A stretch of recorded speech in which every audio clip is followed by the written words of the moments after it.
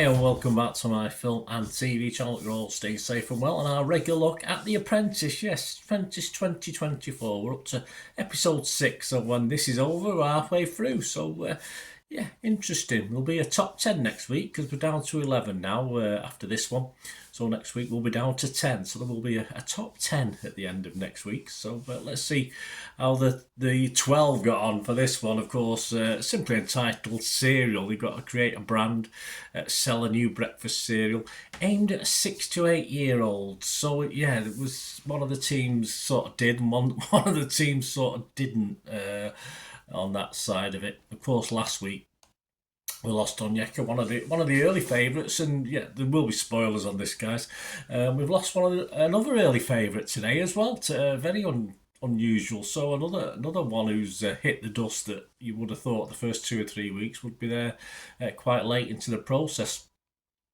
Now 7 girls and 5 boys started this episode looking for that Sugar's 250,000. So I'll have a quick look how the teams did. Now, who impressed me or who didn't impress me, and of course let me know who impressed you or didn't impress you. Yeah, there's one person who impressed a lot of people, but I wasn't too convinced this week. I thought they were quite lucky, but we'll talk about that. Please, if you're new to the channel, push that subscribe button, push the bell notifications.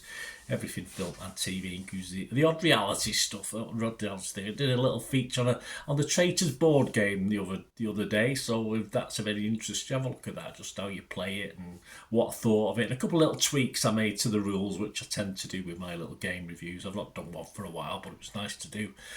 Traitors. So check that out. Leave us your comments on The Apprentice anyway, guys. That'd be fantastic, and I will respond. I'll give you a like, and if you can give me a like for this vlog, I'll be very, very grateful. Right, yes, the teams. Team Nexus is made up of Noah, Felucia, Raj, Trey, Steve, and Rachel.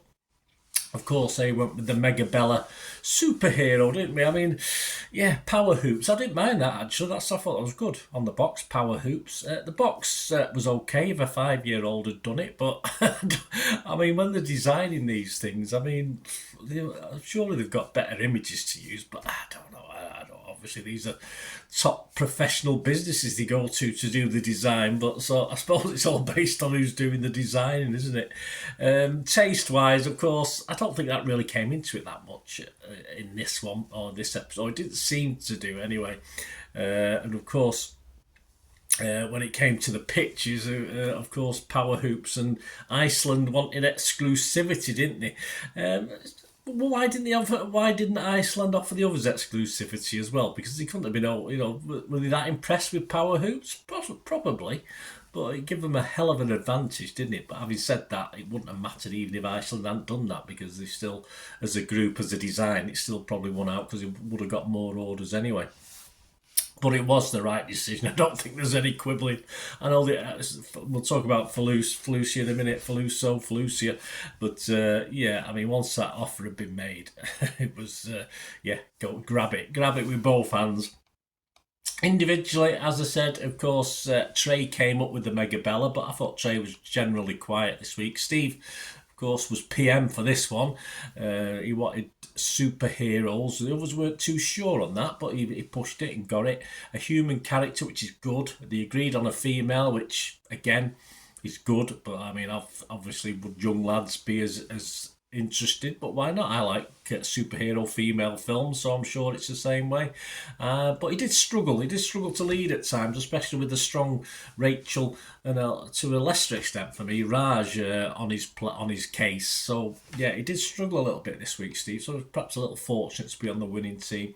Felucia, yeah, she got credit for the Iceland sale. I'm sorry, I'm not having that. I don't think she did anything to. She was just on the negotiating team, and literally Iceland just said, we want to give you this, and she ran away to see her boss. So I'm not giving any Felucia any credit this week for that. I don't think she did anything fantastic. Noah obviously proved she's not as bad as an actor as Maura, and she enjoyed it, but she fluffed the pitch a little bit. She didn't really know what to say. Did they not have a script to go off? But she was all right. Rachel, of course, again, making decisions in the kitchen, and obviously she's certainly putting her head above the parapet now, isn't she? And she's sort of come alive the last couple of weeks, Rachel. Raj wanted the female superhero, which is fine, good decision. Sounds, obviously, the right way to go. Although I did think initially about alienating boys, and I thought, well, we don't live in that world anymore, do we? Boys will accept a female superhero like us guys accept one. Team Supreme, yes, that was Team Nexus. Team Supreme, of course, was made up of Moira, Sam, Verdi, Paul, Flo, and Phil. Not as successful. They went for a polar bear, which for a start, aiming at 6 to 8 year olds, was a bit of a dodgy decision. Of course, Polar Crunch was alright. I quite liked the title, but of course it all hinged on the bowl decision, wasn't it? Not to put a cereal bowl. I mean, you could have a cereal bowl with pictures of kiwi fruit and stuff popping out of it and stuff like that. It was a bad decision, obviously, and the PM obviously made that decision because of time constraints, but it was a bad decision. And of course, the taste was bland, and that was to someone else's fault, which we'll talk about in a second. Of course, when it comes to retails, they did get 3 retails orders, but only for 7,500. I think the other team, without the exclusivity, would have got about 60,000 anyway. So they were well beaten. Although, in principle, to me, I just thought they were aiming for the wrong demographic. Polar bear wouldn't really work, and obviously the mixture of fruit in the cereal was sort of tropical, so they did laugh about it being global warming and stuff like that. Let's have a look at the individuals. Flo, who's been quite impressive, hasn't she?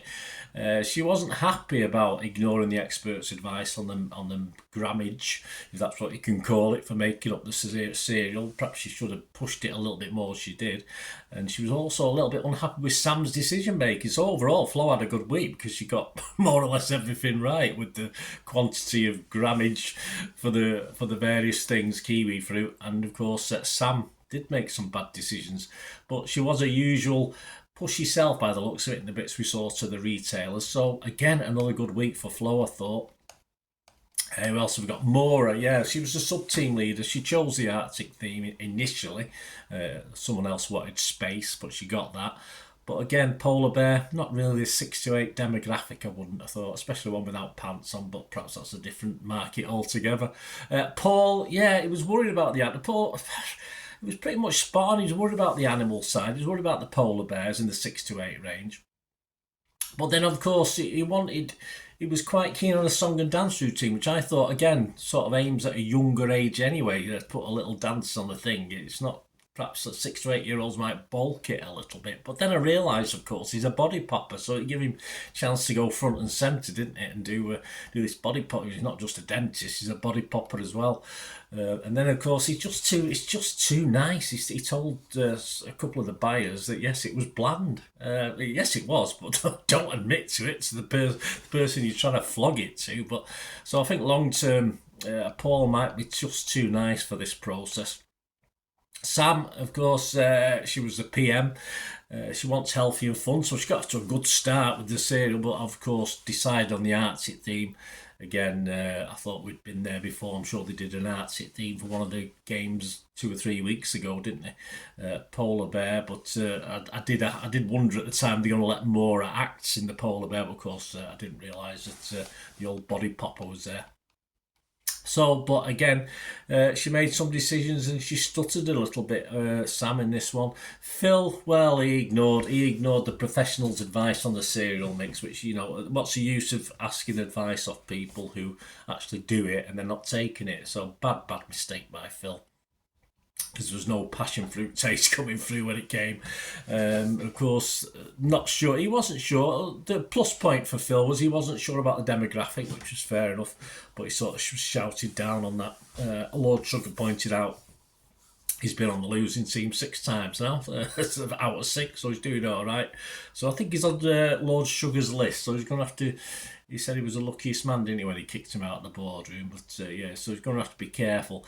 Verdi, of course, which Lord Sugar nicknames in Spielberg, he's only ever, and he admitted it himself, he's in his element when he comes to directing. Of course, he got involved in that side of it again. Perhaps one day we'll see something business-wise from Verdi, I'm not too sure. But he just, for me, keeps being very lucky to stay. So, of course, Phil, Sam and Maura all came back. Given that company and what had happened, of course, I did worry for Sam. It was a double sacking. It probably would have been Sam and Phil. Moore just about got away with it. Of course, Lord Sugar's made a PM for next week, and obviously warned Phil that the writing's on the wall for him unless he starts improving. And another one, Sam, another one of the early favourites has gone, like Onyeka last week, so Sam's gone now. Was Lord Sugar right? Probably was this week, although Sam, I think if she'd got another chance, she still had a lot of potential, so I think she was a bit unlucky to be in this bottom three. And I thought Phil was incredibly lucky to survive. I think Lord Sugar could have picked him. And of course, he's got an eye on Moore as well, who's going to be PM. The You're Fired show, of course, the panel, 2 hired and 1 fired. That's fair enough. And the audience said hired, so I can't particularly disagree. I just think it was unfortunate circumstances for Sam this week. I think she perhaps still had more to offer. A great shame. So who did step up then? Just to summarise, from the winning team, I think Felicia got credit for this sale, but I think they went a bit over the top with that. And of course, the panel saying she impressed this week, but she didn't impress me particularly. But again, for me, it was Rachel who stepped up, talking a good game. And of course, Raj wasn't far behind. I thought Raj was showing her confidence this week as well. On the losing team, of course, just Flo. I mean, Flo did her bit. Of course, Sam paid for her errors, and I think the biggest error, of course, was not putting a bowl on the front of a breakfast cereal. I'm going to check all the breakfast cereals now and see if there's actually bowls on most of them. I think there is, but yeah, I'll have a look at that. But yeah, Flo still a standout, I think, in the losing team. I think she's was fairly safe. No chance of her being brought back into the boardroom unless the PM definitely wants to get sacked. So there you go, guys. Let me know what you think. Let me know what your favourites are, what you thought of this week's episode.